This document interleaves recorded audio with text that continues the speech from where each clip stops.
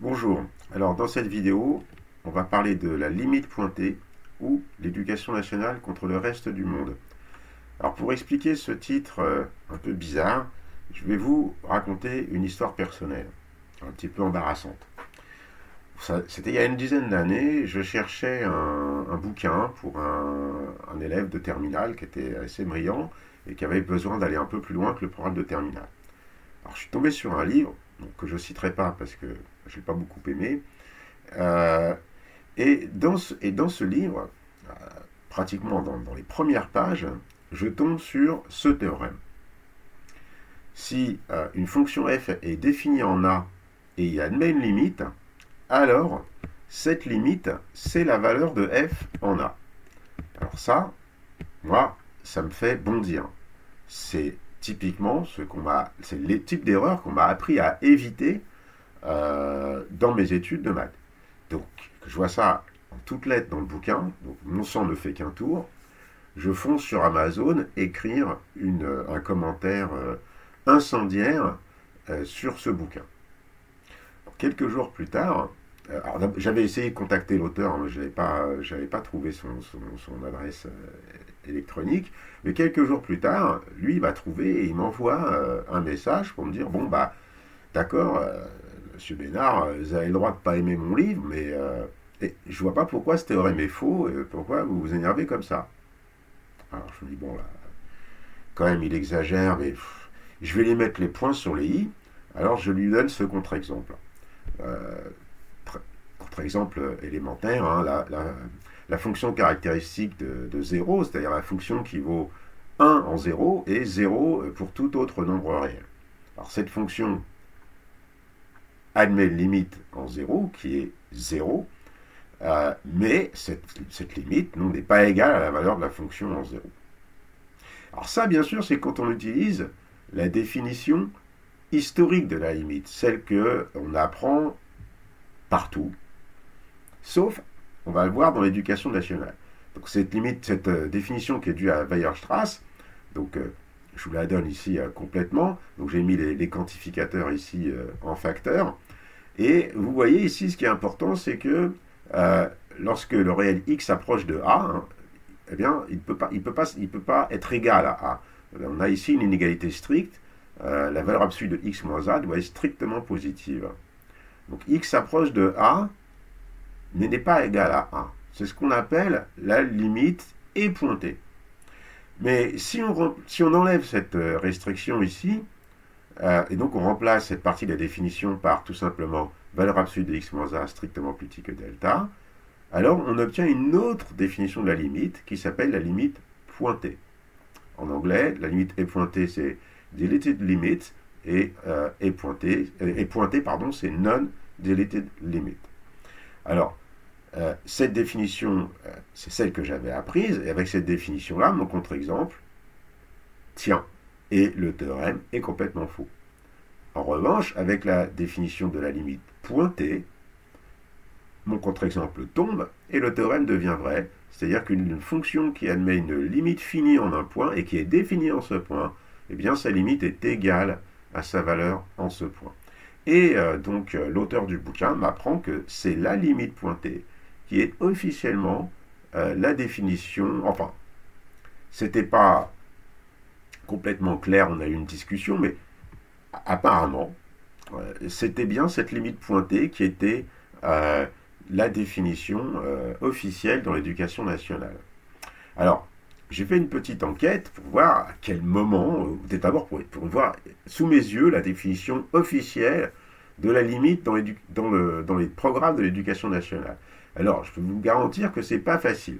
Si vous regardez les programmes actuels, vous ne verrez pas de définition explicite de la limite dans les programmes de terminale. Par contre, vous verrez le théorème en cause, hein, le théorème sur la limite d'une fonction en un point. Il y est, donc implicitement, c'est bien la limite pointée qui est utilisée aujourd'hui en terminale. Implicitement parce que on n'est pas censé donner une définition formelle de la limite aux élèves de terminale.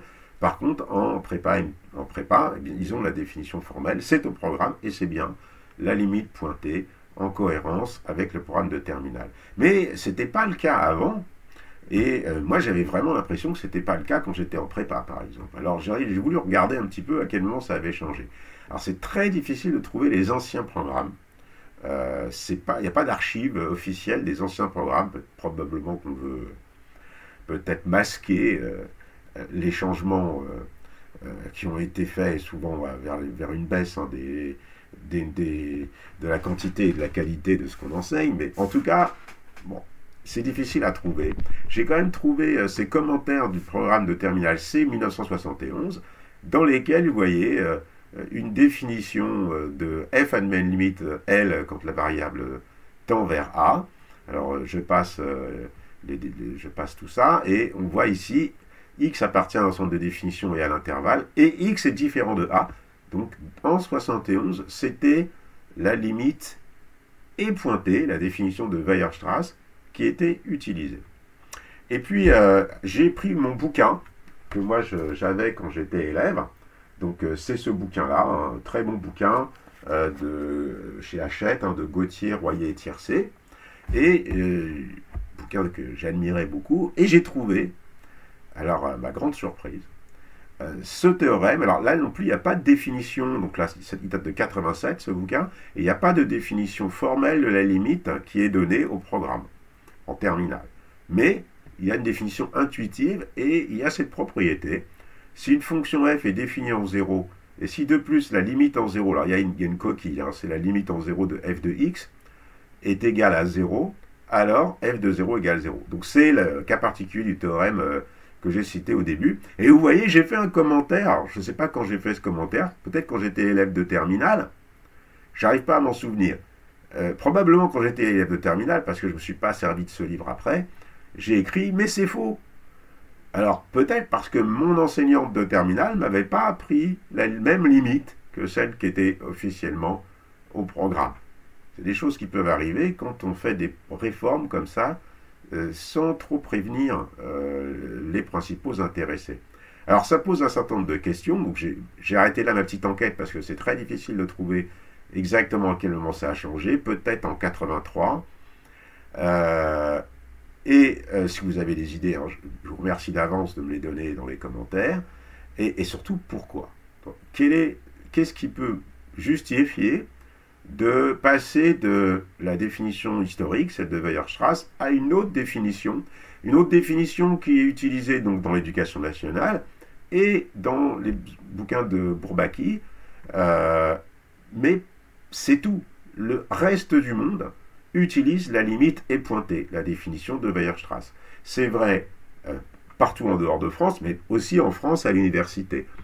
Vous pouvez demander si vous connaissez des mathématiciens, des enseignants de mathématiques à l'université en France, quelle définition de la limite ils utilisent. Vous verrez, je l'ai fait, j'ai fait l'expérience. La plupart ne sont même pas au courant qu'il existe une autre définition. Ils utilisent la définition qui était au programme avant et qui est toujours en vigueur partout, dans tous les bouquins de référence. Par exemple, Rudin d'analyse, principe fondamental d'analyse mathématique de Rudin, un des bouquins les plus utilisés.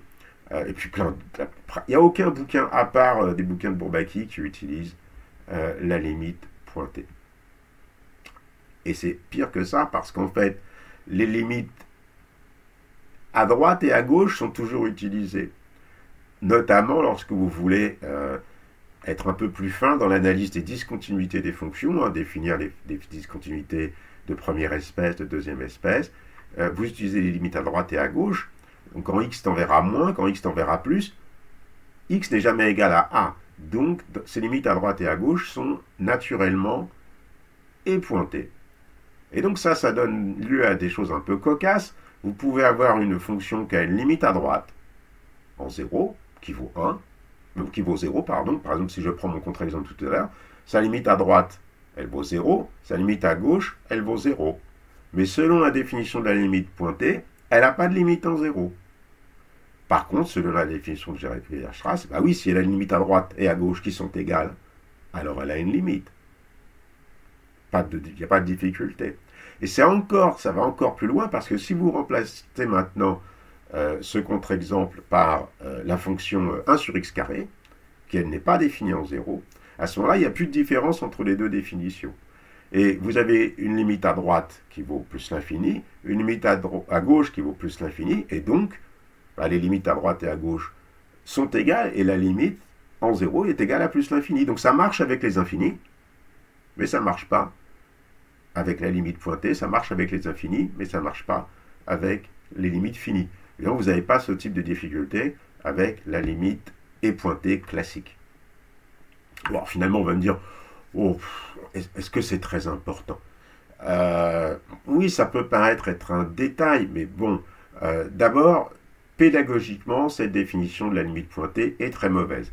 Vous pouvez, bon, j'ai déjà expliqué un petit peu pourquoi, mais si vous voulez aller un petit peu plus loin, vous pouvez voir mon article de blog, donc je mettrai dans la description de la vidéo le lien, où je donne d'autres arguments. Vous pouvez aussi consulter l'annexe de mon bouquin de première, dans laquelle je reviens sur cette question. Oui, parce que moi, je fais les limites de fonction en première, puisque dans mon bouquin de première, je prends un petit peu d'avance sur le bouquin de terminale, et dans mes bouquins de terminale, je prends un petit peu d'avance sur le programme de prépa, voire le programme de CAPES, vu le niveau actuel du CAPES, mais bon, ça, on en reparlera dans une autre vidéo.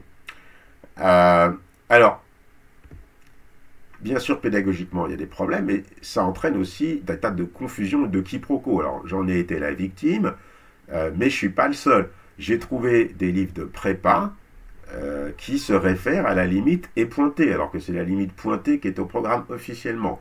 Je ne vais pas citer le livre, je ne veux pas dénoncer mes petits camarades, il est chez Duno, il est très connu, et c'est pas une erreur, mais il y a une confusion sur ce point du programme, dans un bouquin récent. Et puis demandez à vos amis, si vous connaissez des enseignants de terminale ou de prépa ou à l'université, demandez-leur quelle limite ils utilisent, quelle est la définition. Bon, je l'ai fait, j'ai fait un petit sondage, c'est le grand flou. C'est le grand flou. En terminale, en général, les enseignants ne savent pas s'il y a une limite officiellement au programme, une définition officielle. Beaucoup utilisent implicitement la définition pointée, puisqu'ils énoncent le théorème que j'ai cité au début, donc implicitement ils utilisent la définition pointée. La plupart des profs de prépa que j'ai rencontrés sont au courant que c'est la définition pointée, mais pas tous. Et les universitaires, eux, ne sont pas du tout au courant.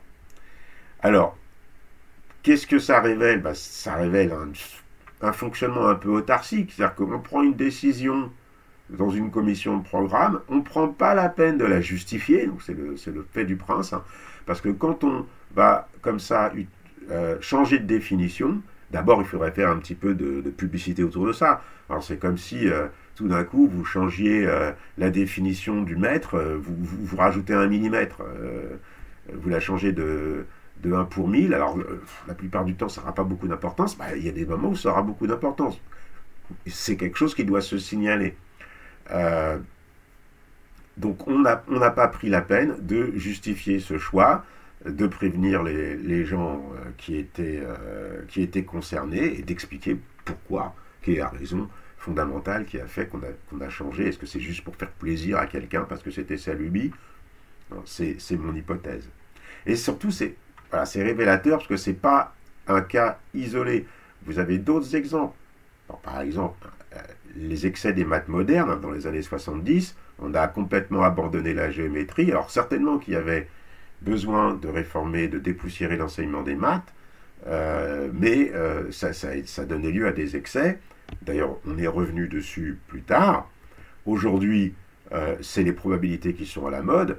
Est-ce que c'est vraiment pertinent d'enseigner Bien-Aimé Tchébychev en terminale? Je ne suis pas sûr. À une époque, on était obligé au collège d'utiliser la méthode d'Euclide pour calculer des PGCD, la méthode des divisions successives, un algorithme. Alors c'était parce qu'il fallait enseigner un algorithme, mais en l'occurrence un algorithme qui était incompréhensible pour un élève de collège et qui était bien moins formateur que la méthode qui consiste à utiliser la décomposition en facteur premier.